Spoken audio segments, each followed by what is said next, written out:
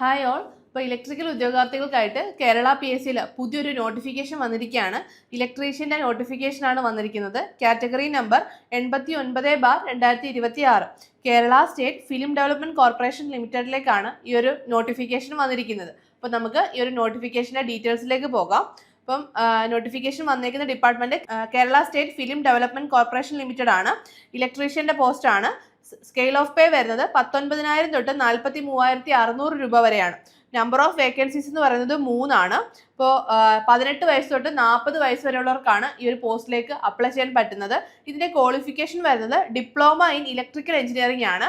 അല്ലെങ്കിൽ in the absence of candidates with the above qualification awarded by the ITI after having completed 18 months in the trade of electrician and successful completion of apprenticeship ആണ്.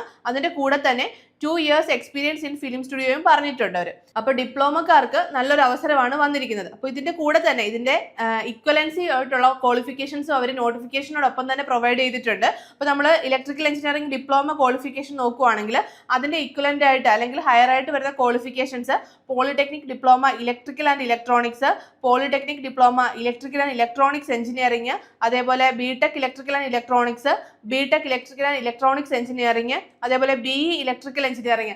ഇത്രയും പോസ്റ്റുകൾ polytechnic diploma qualification equivalent ആണ്.